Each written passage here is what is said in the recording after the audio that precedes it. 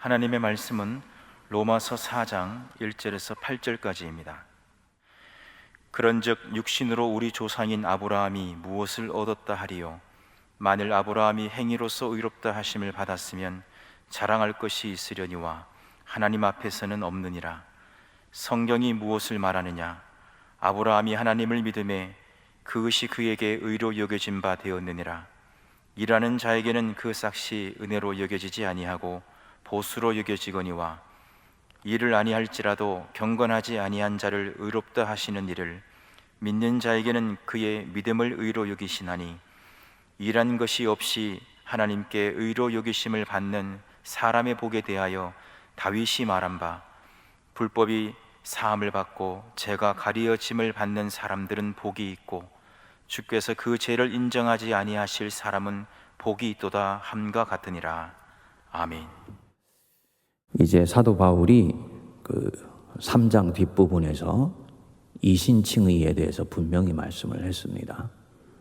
믿음으로 말미암는, 믿음으로 얻게 되는 의. 사람이 의롭게 되는 것은 율법의 행위에 있지 않고 믿음으로 되는 것이다. 그리고 난 뒤에 이제 로마서 4장에 왔는데, 여기서 한 걸음 더 나가는 대신에 4장 전체를 아브라함에 대한 얘기를 가지고 믿음을 계속 얘기를 합니다. 2절, 3절을 대표적으로 한번 보시면요.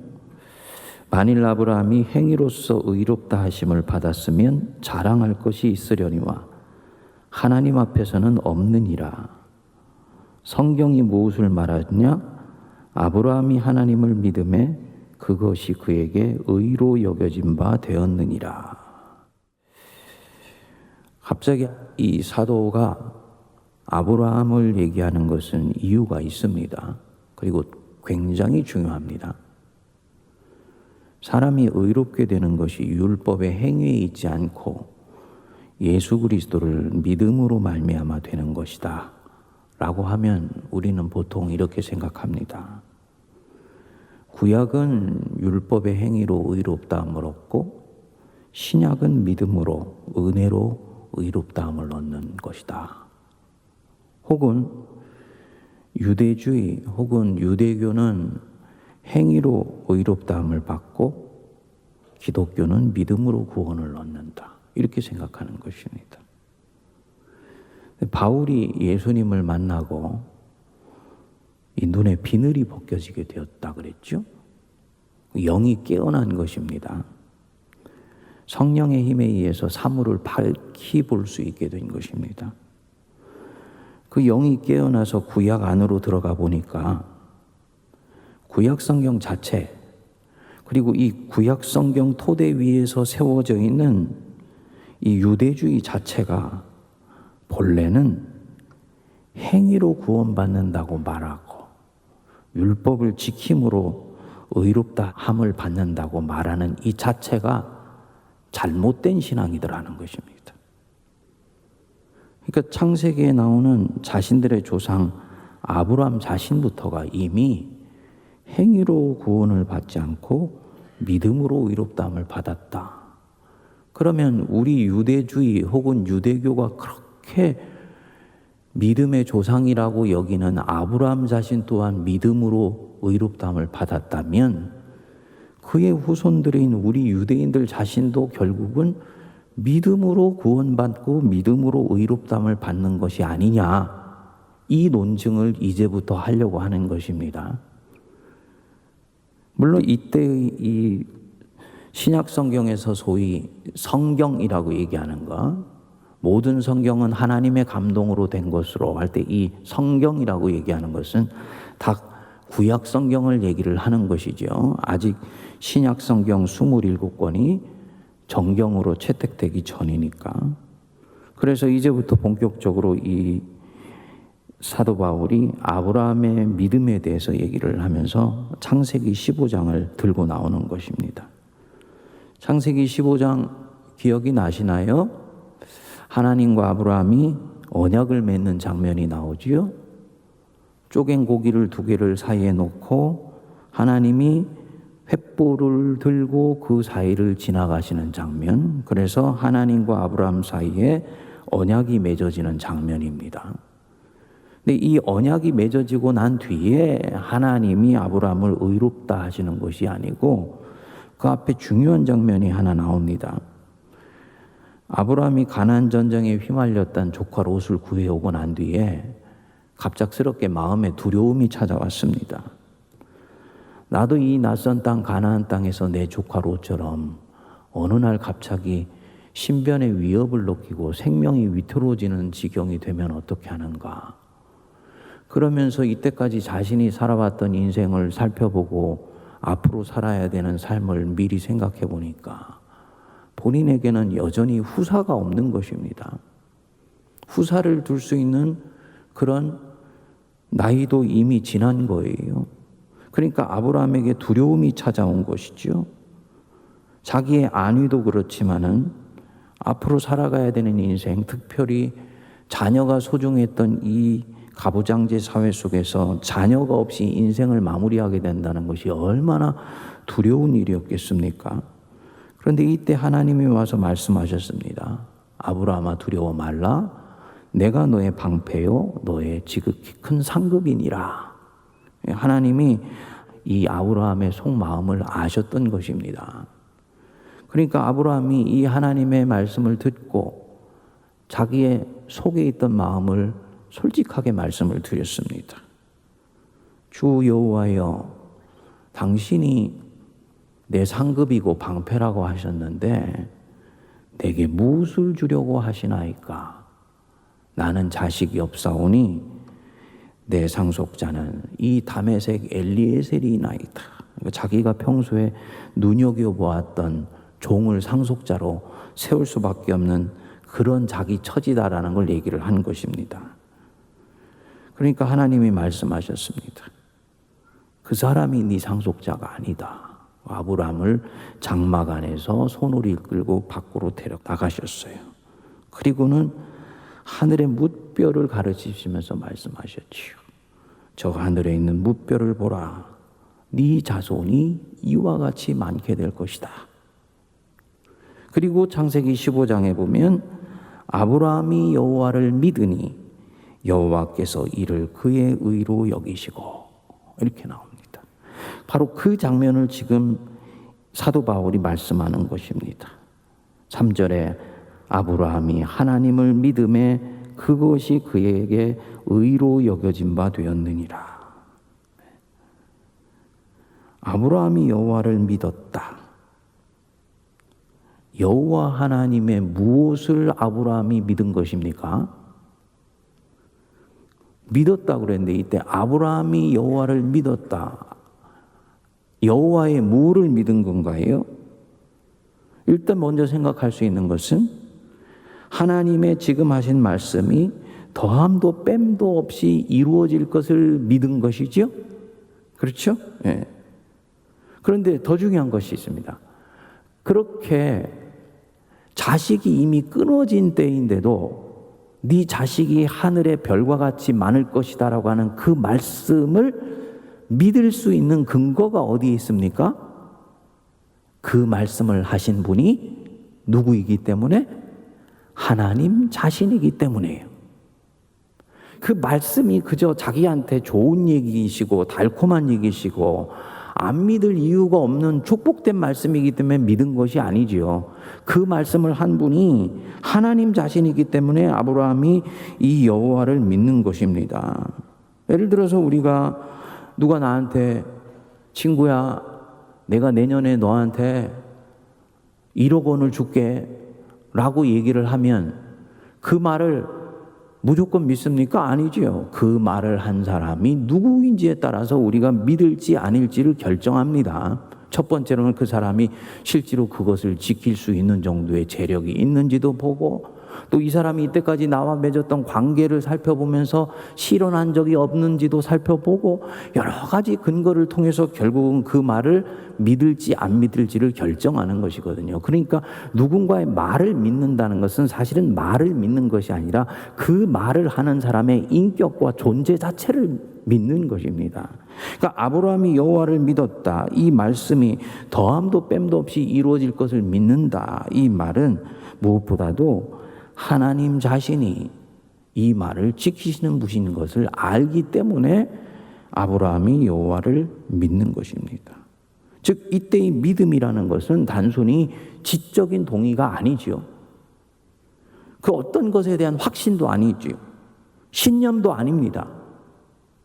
우리가 요즘 쓰는 말로 얘기하면 지성과 정서와 의지가 총체적으로 동반된 그 무엇입니다.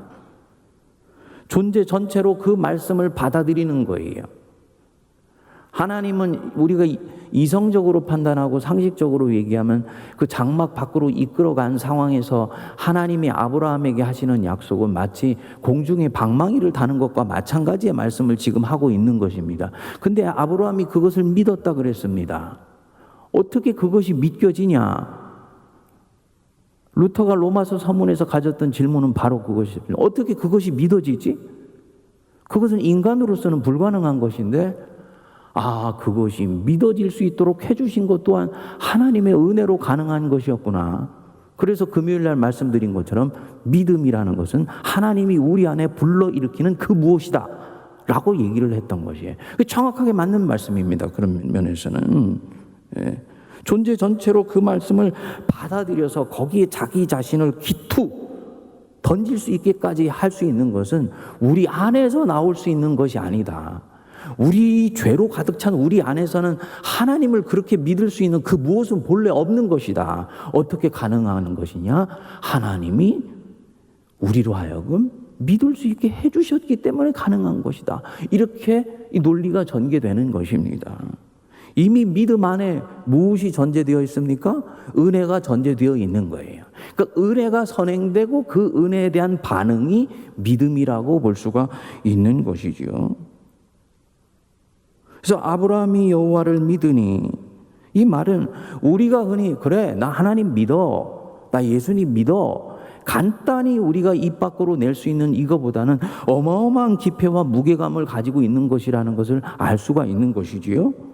그리고 루터가 그 엄청난 중세 교회의 견고한 신학적 아성을 오직 믿음, 오직 은혜라는 이 하나로 무너뜨릴 수 있는 힘이 바로 여기에 있었던 것입니다. 수없이 많은 공격이 있었어요. 금요일 날도 말씀드렸듯이 야 믿음으로만 되는 거야? 행위도 있어야지. 성경에 얼마나 많이 행위를 강조하는 게 나오는데 이게 얼마나 여러분 현실적인 공격입니까? 그렇지만 루터는 아니 믿음으로만이야. 네가 자꾸 행위를 말하는 자체가 네 믿음이 이미 죽은 믿음인 것을 말하는 거야.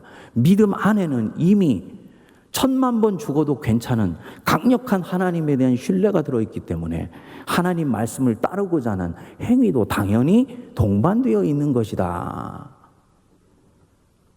전적으로 하나님을 신뢰하는 것입니다.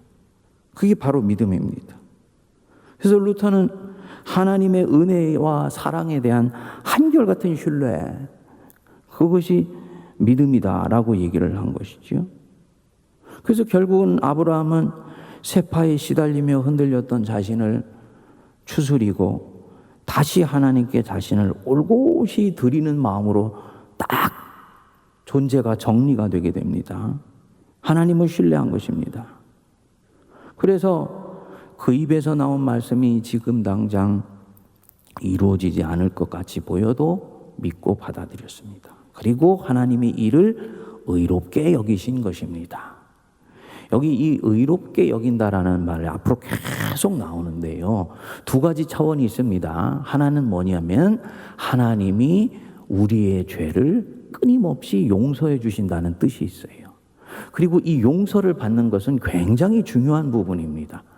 우리는 이 용서받는다는 것을 빨리 죽은 뒤에 정죄받지 않고 천국 가는 생각을 하는데요. 이것은 제가 갈라디아서 강의를 할 때도 계속 말씀을 드렸지만 천국에 가는 것은 하나님의 자녀가 이 땅을 살면서 가진 당연스러운 보증입니다.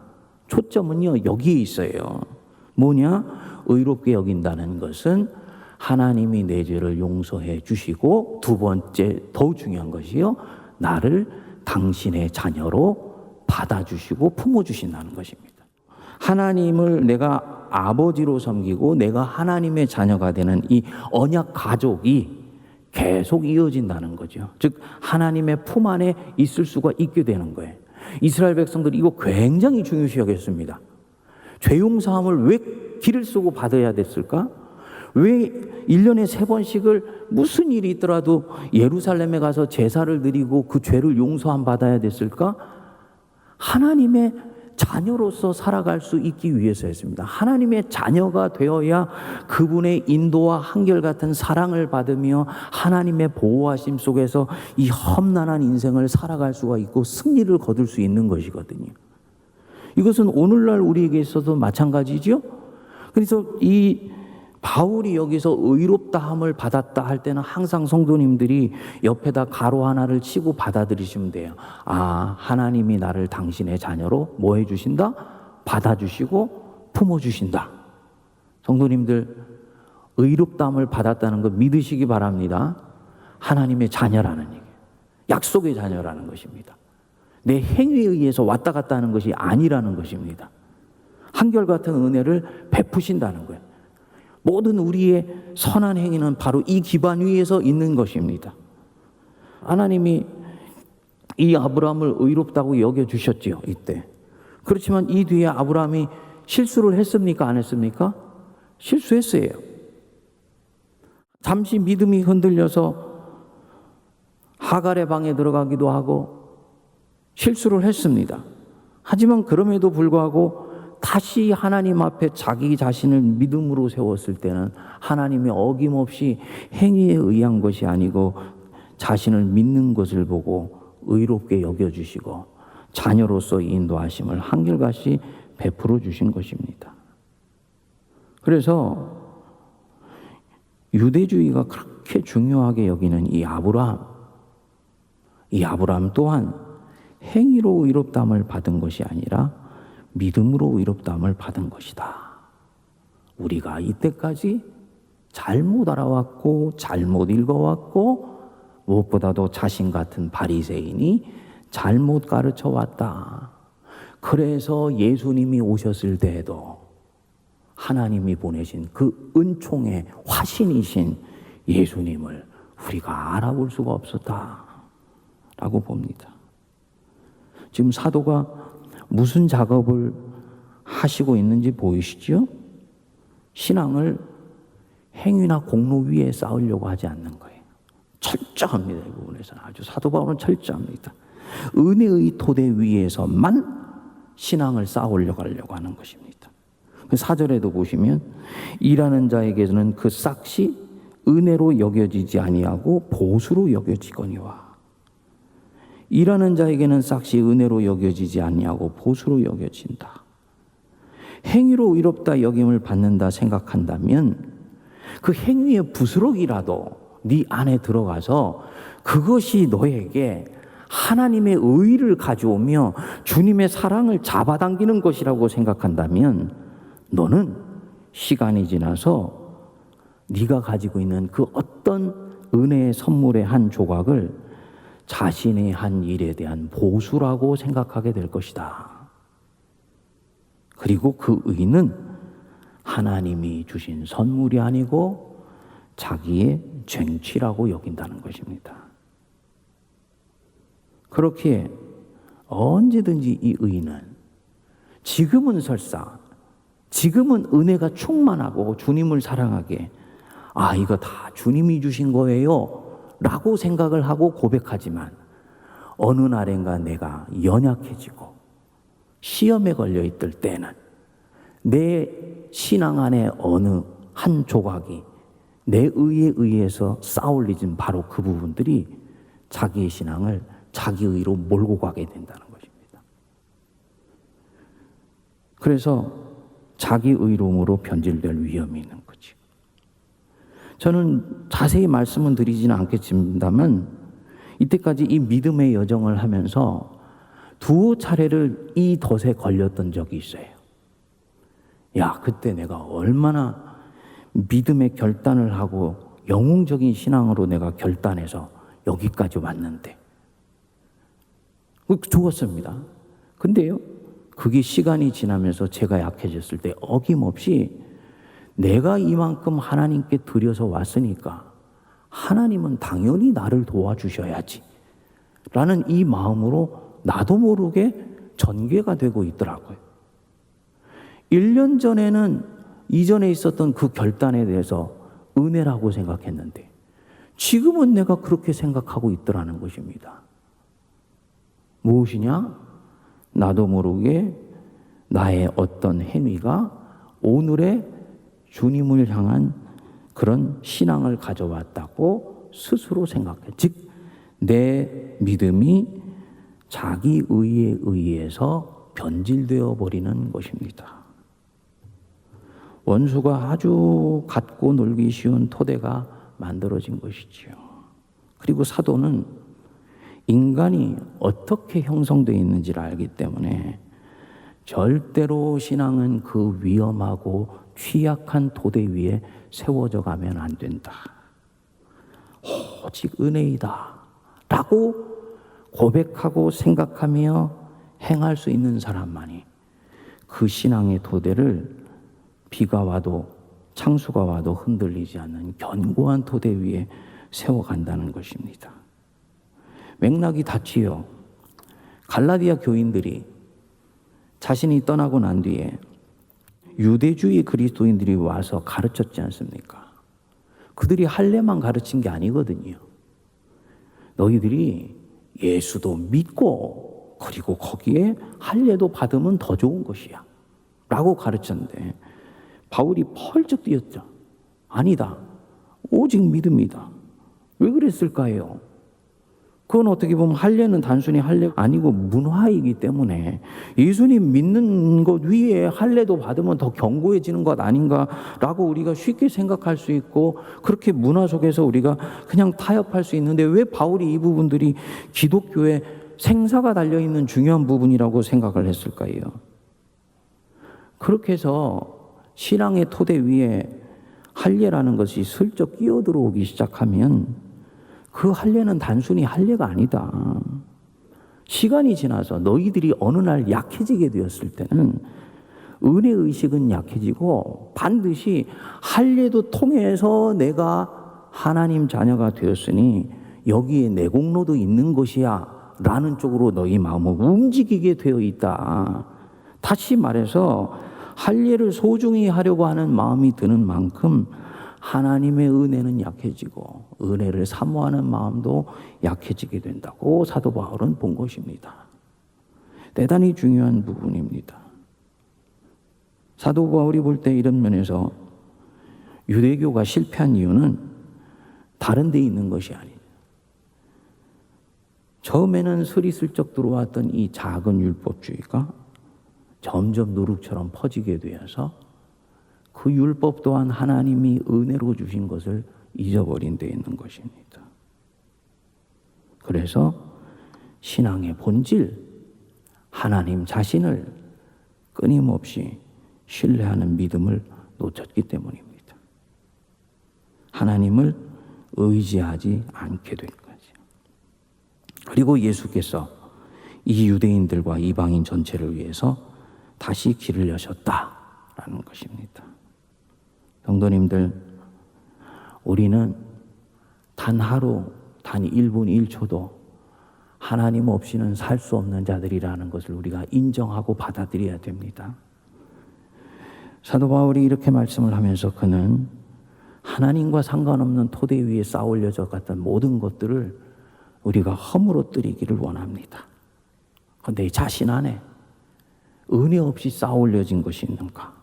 교회 안에 은혜 없이 쌓아올려져서 하나님을 말하지만 사실은 하나님이 없어도 교회가 50년, 100년, 1000년을 갈 수 있는 것 같은 그런 토대로 몰고 가는 것이 있는가?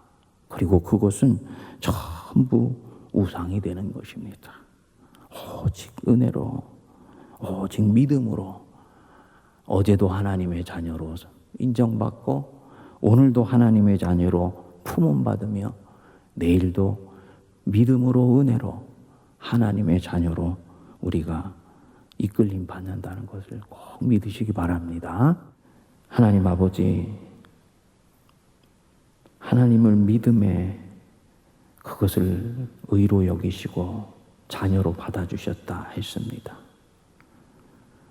우리들의 입술의 고백과 우리들의 의지의 결단과 하나님을 향한 전적인 위탁이 더 우리 안에 있게 하여 주사 정말 하나님 앞에 하나님의 자녀로 서기에 부끄러움 없도록 은혜를 내려 주옵소서. 얄팍한 믿음을 떠나게 하여 주시고 거짓된 믿음을 벗어던지게 하여 주시며 오직 참 믿음으로 무장하게 하여 주사 하나님의 선하신 이끄심을 따라 이 힘들고 어려운 세상을 믿음으로 승리하게 하여 주옵소서. 지금은 우리 주 예수 그리스도의 크신 은혜와 하나님 아버지의 무한하신 사랑하심과 성령님의 위로교통 감동 감화 역사하심이 믿음으로 의롭다함을 여긴 자녀가 되어 그 참 믿음을 가지고 이 땅을 그리스도인으로서 당당하게 살아가는 모든 거룩한 백성들 머리머리 위에 피로 값주고 사신 세문안교회와 이 나라 이 민족과 저 북녘과 온 누리 위에 이제로부터 영원토록 함께하옵시기를 간절히 축원하옵나이다. 아멘.